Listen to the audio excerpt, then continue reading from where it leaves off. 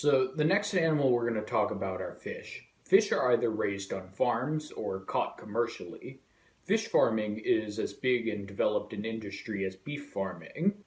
Both methods have welfare and ecological issues for both people and animals. Fish farming is unsanitary, inhumane, and poses a risk for humans.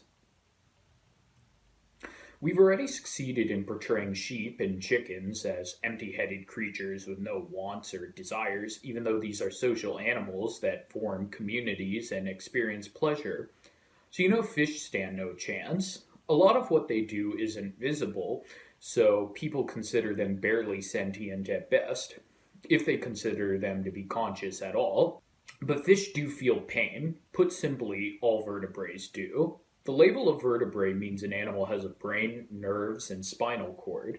Fish and reptiles have important differences in their nervous systems compared to mammals, but they still have the same basic layout of nerve pathways. They're going to feel something if you cut their bodies open or stick a hook in their mouths. Besides this, a fish will suffer if they're unable to breathe or forced to live in a cramped area with filthy water. Fish have been shown to avoid and react to pain. They have eyes, which they use to see things. These aren't just cameras on a robot to help them get from place to place.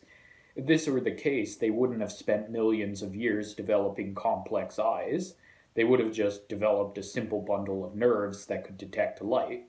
Fish have been shown to be able to solve basic puzzles. The idea that goldfish only remember things for 3 seconds or 30 seconds or whatever made up number you've been told is an outright lie.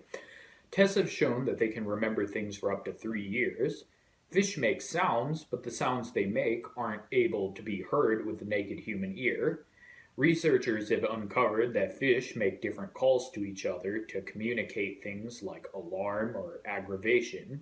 Fish show signs of distress when taken out of the water and when they're made to flap around on the ground until they die.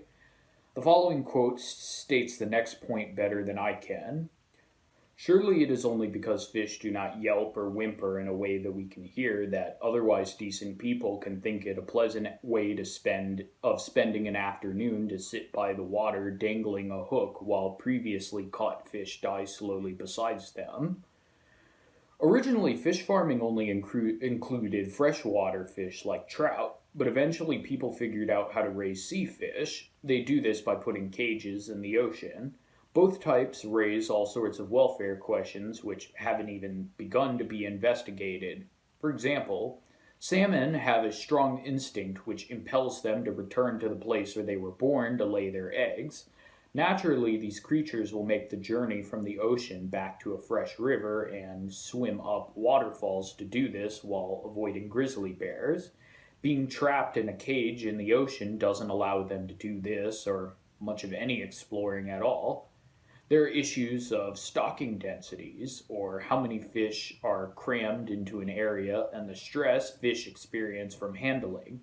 Stress from handling hasn't been investigated in detail, but it's obvious that fish experience physical stress from their handling. Fish that are raised on farms are often put into small enclosures where disease and suffocation are common. The areas are filled with excrement, together with other health risks to humans, like chemicals, herbicides, and drugs. These make their way into human consumers. Once the fish reach slaughter weight, they're poured into large mesh cages. They're then picked up by trucks to be taken to market. At this point, the fish can't breathe. The trip is stressful for the fish, who are all piled on top of each other in a vibrating car while they suffocate. Even people and small animals can feel the vibrations of a car, and this must be even worse for a tiny fish. This type of stress is harder to visualize for someone who doesn't get car sick. Most people don't pay attention to how much cars vibrate. Many fish die during the process. The ones who don't die during the trip slowly die from suffocation in the market. If the fish was caught from the deep sea, the change in pressure will cause the fish to die from decompression.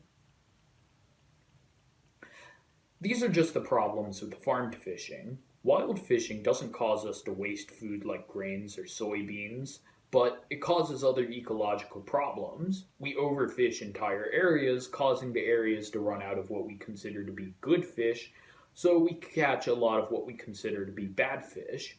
Animals which are caught on accident are considered trash, and trash is dumped overboard back into the ocean.